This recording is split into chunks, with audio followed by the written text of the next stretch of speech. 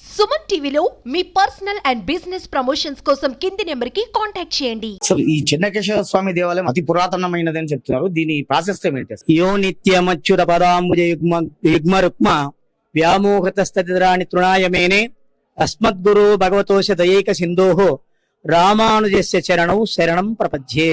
ఈ అవుకు చెన్నకేశవ స్వామి దేవస్థానం యొక్క విశేషం ఏమిటంటే, ఈనాడైతే కృష్ణదేవరాయలు గారు మరి హరిహరులకు భేదము లేకుండా ఆలయాలు నిర్మించడం జరిగింది. హంపి దగ్గర నుంచి చూస్తే అక్కడక్కడ చాలా చోట్ల కూడా ఈ చెన్నకేశవ స్వామి ఆలయాలు చాలా ఎక్కువగా కనిపిస్తాయి. ఈ చుట్టుపక్కల కూడా మనకి ఇక్కడ ఈ ఆకుమల్ల అయితేనేమి, అక్కడ పేరుసోమల సంజావన మండలంలో అయితేనే పెద్ద పెద్ద దేవస్థానాలు మన అవుకు తిమ్మరాజు గారి వారి ఆధ్వర్యంలో నిర్మించడం జరిగింది. 1538లో ఆలయం అక్కడ నిర్మించారు. 16వ శతాబ్దం దగ్గరగా ఈ ఆలయాన్ని కూడా నిర్మించడం అయితే జరిగింది. ముఖ్యంగా ఆనాటి రాజులందరూ కూడా విశేషమైనటువంటి ఆలయాల్లో కూడా శివకేశవ భేదం లేకుండా నిర్మించడం జరిగింది.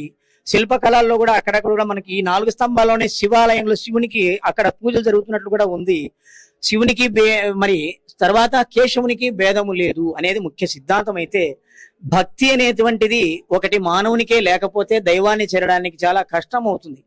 రాజులందరూ కూడా క్షత్రియులు బ్రాహ్మణోష్య ముఖమాసీత బాహు రాజన్య కృతగా ఊరు తరసే ద్వైష్యగా మరి అట్లా పద్భ్యాం శూద్రో అజాయతగా అని వేదంలో చెప్పినట్లుగా బ్రాహ్మణులైనటువంటి వాళ్ళు జ్ఞానాన్ని ఇస్తే వాళ్ళు పురోహితం చేసుకుంటూ పురోహితం చేస్తే క్షత్రియులైనటువంటి వాళ్ళు భుజబలం చేత ఉండి ఈ రాజ్యాలను నిర్మించి ఆధ్యాత్మికత కూడా మనిషికి ప్రతి ఒక్కళ్లకు అవసరమైనటువంటి విధానంగా ఆనాటి ఆలయాన్ని నిర్మించడం జరిగింది. ఆనాటి తిమ్మరాజు గారికి కలలో కనిపించి, నాకు మీరు అక్కడ తలమంచి పట్టణంలో ఉన్నటువంటి ఒకానొక చోట నేను పుట్టలో వెలిశానయా, నన్ను తెచ్చి ఇక్కడ మీరు ఆలయాన్ని నిర్మించవలసిందిగా కోరుచున్నానని చెప్పగా తలమంచి పట్టణం అని ఇక్కడ జమ్మలమడుగు దగ్గర ఉన్నది. అక్కడికి వెళ్ళి ఆ రాజుగారు చూస్తే అక్కడ దర్శించడం వల్ల ఆనాటి నుంచి స్వామిని ఇక్కడ ప్రతిష్ట చేయడం జరిగినది. కానీ ఆపద్బాంధవుడు అంటే ఎవరయ్యా అంటే కేశవుడే. కేశవ అంటే ఏమిటంటే అందమైన కృష్ణుడు. చెన్నకేశవ చెన్నాగిద్రి అంటారు. అందమైన కృష్ణుడు అని అర్థం. స్వామివారు చిరునవ్వు నవ్వుతూ మందస్మితంగా ఉంటాడు. ప్రసన్నవదనం ధ్యాయేత్ అంటారు. కోరిన కోరికలు తీర్చేటువంటి ఆ దైవానికి ఆనాటి రాజాది రాజులు అనేకమైనటువంటి మాన్యాలను కూడా ఏర్పాటు చేసి వారు భుక్తి ముక్తి ప్రదాయకం అన్నట్లుగా వారు అర్చన చేసేటప్పుడు వారికి వేరే ఆలోచన లేకుండా దేవారాధనలు చేసుకోవాల్సిందిగా అని చెప్పి ఆనాడు మాన్యాలు కూడా నిర్మించడం జరిగింది. అలాగే ఈ ఆలయంలో మరి మోసేటువంటి వాళ్ళకు కూడా వారు చెరువులో ఉన్నటువంటి చేపలను మీరు పట్టుకుంటూ జీవనాధారం చేసుకుంటూ వారి బోయిలను కూడా మరి బెస్తవాళ్ళుగా ఈనాడు నిర్మించారు. ఒకానొకప్పుడు చరిత్రలో ఎప్పుడో బోయవాళ్ళు మోస్తున్నారని అన్నారు, కానీ మళ్ళీ తర్వాత బెస్తవాళ్లకు రావడం జరిగింది. వారు కూడా సుమారుగా 100 మంది ఉంటారండి.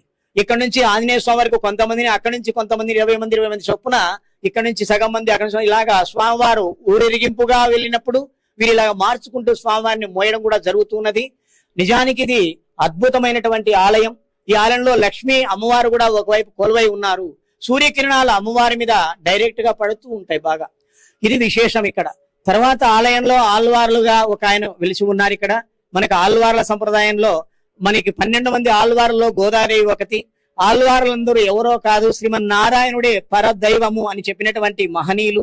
అటువంటి ఆలయంలో మరి విశేషమైనటువంటి శక్తి కలది ఈ ఆలయం. పురాతన దేవాలయాల్లో కొత్త ఆలయాలు ఎన్నో కట్టిస్తుంటాం, కానీ పురాతన దేవాలయంలో జ్యోతి వెలిగించండి చాలంటారు. అలా వెలిగించడం వల్ల అద్భుతమైనటువంటి శక్తి అక్కడ విరాజిల్లుతూ ఉంటుంది.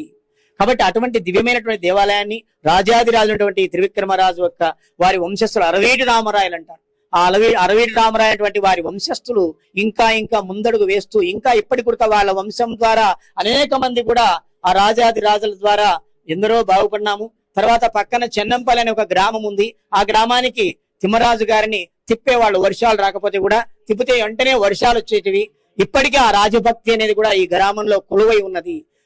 అంత గొప్ప చరిత్ర కలిది ఈ ఆలయం. శ్రీ లక్ష్మీ చెన్నకేశవ స్వామి ఆలయం అంత అద్భుతమైనటువంటి ఆలయం. ఒక్కసారి దర్శిస్తే చాలు సకల ఆరోగ్యాలనిచ్చి ఆయురారోగ్యాలనిచ్చి సంపదలు ఇచ్చేటువంటి దేవుడు. కేశవ అంటే క అంటే బ్రహ్మమని, ష అంటే శివుడని, ఇద్దరిని నియమించువాడు అని ఒక అర్థం వస్తుంది. అటువంటి స్వామివారు శ్రీమన్ మహావిష్ణువుగా వెలిసి ఉన్నారు ఇక్కడ.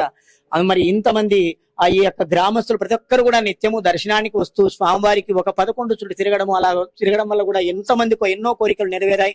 నెరవేరిన వాళ్ళందరూ కూడా అనేకమైనటువంటి బహుమానాలుగా కానుకలుగా స్వామివారికి సమర్పిస్తూ ఉంటారు. చెన్నకేశవ స్వామి యొక్క విశేషము అది. కాబట్టి విగ్రహాలు ముఖ్యంగా ఇక్కడ విశేషం ఏంటంటే ఎక్కడ ఇంత గొప్ప విగ్రహాలు లేవండి. దక్షిణ భారతదేశంలోనే మొదటి విగ్రహాలు. అంతేకాకుండా ఈ మన రాజుగారికి కూడా తిరుమలలో కూడా కోనేరు త్రవ్వించినటువంటి ఆనాటి భాగ్యంలో ఉన్నారు. అక్కడ ఉన్నటువంటి గోవిందరాజ స్వామి దగ్గర షాప్స్ అయితేనేమి అన్ని కూడా వీరు నిర్మించినటువంటివే. ఆనాటి రాజులు కూడా సగం మీరు ఆదాయం తీసుకొని సగం రాజులకు ఇస్తూ ఆ దేవాలయాన్ని కొంత చేసుకోండి అని చెప్పి అందరూ కూడా ముందడు వేసించే విధంగా ఈ యొక్క రాజవంశం విరాజిల్లుతూ ఉన్నదని నేటికి కూడా చెప్పడం జరుగుతున్నది. మోసే బోయిలకు ఈ అవకాశాన్ని రాజవంశీకులు కల్పించారు. సార్ చెప్పండి, ఈ రాజవంశీకులు మీకు ఎలాంటి సౌకర్యాలు కల్పించారు? మాకు ఈ రాజవంశీయులు రాజుగారు చెరువును దేవుని పల్లెకి మోసేందుకు ఒక చెరువు మాకు ఫ్రీగా ఇచ్చారు, పెద్ద చెరువు. ఇప్పుడు గవర్నమెంట్ వాళ్ళు డ్యామ్ కట్టిన తర్వాత మా చెరువు లీజ్ అమౌంట్ కట్టుకుంటున్నారు. మాకు ఏం లేదు ఇప్పుడు అవకాశం, ఫ్రీగా మోసాం దేవుని గురికి. మీ అవకాశం లేకుండా చేసినారు మాకు. మాకు ఆ చెరువు మాకు ఫ్రీగా ఇచ్చి పెట్టాలని మేము కోరుకుంటున్నాం. పెద్ద చెరువు అనేది తిమ్మరాజు కట్టినాడు కదా, ఆ చెరువు మాకు ఇచ్చేటట్టుగా అవకాశం చేయమని కోరుకుంటున్నాం. ఎంతో ప్రసిద్ధి చెందిన చెన్నకేశవ స్వామి దేవాలయంలో ప్రస్తుతం బ్రహ్మోత్సవాలు జరుగుతున్నాయి. ఈ ఉత్సవాలకు సుదూర ప్రాంతాల నుంచి భక్తాదులు వచ్చి తమ మొక్కులను తీర్చుకొని భగవంతుని కృపకు పాత్రలవుతున్నారు. కెమెరా పర్సన్ మధు విష్ణులతో నందకిషోర్, సుమన్ టీవీ, కర్నూలు.